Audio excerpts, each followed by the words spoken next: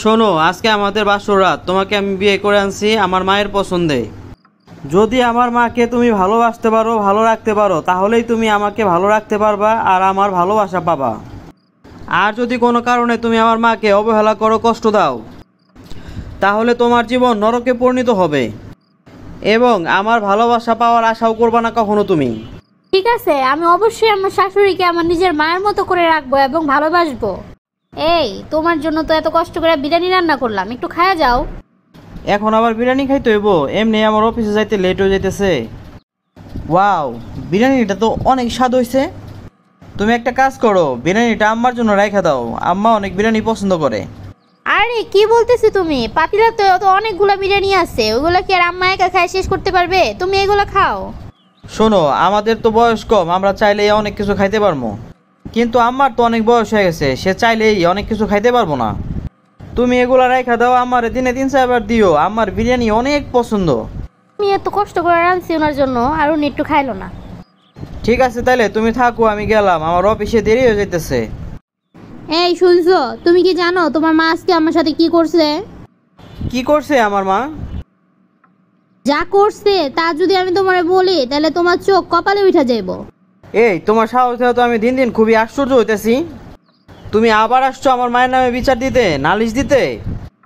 তোমারে না একদিন আমি বলছি আমার মায়ের নামে কোনো বিচার বা নালিশ আমি শুনতে চাই না। আমি তোমারে যে কথাগুলো বলছি, কথাগুলো কি তোমার কানে দেওয়া ঢুকে নাই? আমি তোমারে আবারও বলতেছি, কোনো সময় আমার মায়ের নামে নালিশ বা বিচার নিয়ে কখনোই আসবা না। কথাটা যেন মনে থাকে। তোমারে যেদিন আমি বিয়ে করে এই ঘরে আনছি, সেই দিন আমি তোমারে সব কিছু খুইলা বলছি। আমার মা আমারে জন্ম দিছে, সে আমার বিচার করতে পারবে, কিন্তু আমি তার কখনোই বিচার করতে পারবো না। তোমারও তো আমি সেই কথাগুলো বলছিলাম নাকি? তোমার আমি বলি নাই? কি কারণে তুমি বারে বারে আমার মায়ের নামে নালিশ করতে আসো, বিচার দিতে আসো? আমি আমার মায়ের বিচার কখনোই করতে পারবো না, কোনোদিনও করতে পারবো না। অতএব তুমি আমার মায়ের নামে কখনোই বিচার টিচার নিয়ে আইসো না। তুমি আমার কোনো কথা না শুনে তুমি আমার সাথে এরকম খারাপ আচরণ করতেছো। আমি কি বলতে চাই সেটা আগে তো তুমি শুনবা, তারপরে তুমি এগুলো বলতা। কি শুনবো আমি তোমার কথা? তুমি আমারে কি বলবা? কত বড় সাহস তোমার? তুমি আমার মায়ের নামে বিচার দিতে আসছো, নালিশ দিতে আসছো?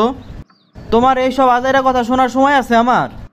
আরে তুমি তোমার মাথাটা একটু ঠান্ডা করে আমার কথাটা একটু শুনো না, তারপরে তুমি আমার যা বলার বইলো। আচ্ছা, তুমি কি বলবা তাড়াতাড়ি বলো।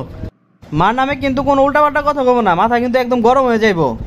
শোনো, আমি আমার শাশুড়ির নামে কোনো বিচার দিতে আসি নাই, নালিশ করতে আসি নাই। এই দেখো, শাশুড়ি আম্মা আমার কি সুন্দর একটা গলার নেকলেস দিছে। ও শিট, তুমি আমারে আগে খুইলা বলবা তো নাকি? আমি তো তোমারে কোনো কিছু বলতেই পারলাম না, বলার আগেই তুমি আমার সাথে খারাপ ব্যবহার করা শুরু করছো। আসলে আমি তো ভাবছিলাম অন্য কিছু, আর তুমি যেভাবে আইসা আমার নামে কথা বলতেছিলা, আমি তো ভাবছিলাম হয়তোবা তুমি আমার নামে বিচার বা নালিশ করবা, যার জন্য আমার মাথাটা একটু বেশি গরম হয়ে গেছিল। সেটার জন্যই তো আমার মাথাটা ঠিক ছিল না, তোমার সাথে খারাপ ব্যবহার করে ফেলছি। তুমি কিছু মনে করো না প্লিজ। আর এই গহনাটা আমার আম্মা আমার বিয়ের আগেই বানায় রাখছিল তোমারে দিব এর জন্য। আম্মু এক এক করে সব কিছুই তোমারে দিয়ে দিব, তুমি একটু ধৈর্য ধরো। মার সাথে ভালো ব্যবহার করো আর মায়ের সেবার যত্ন করো। আরে আমি জানি তো আম্মা আমার অনেক বেশি ভালোবাসে, সেটা তোমার আমাকে বলতে হবে না।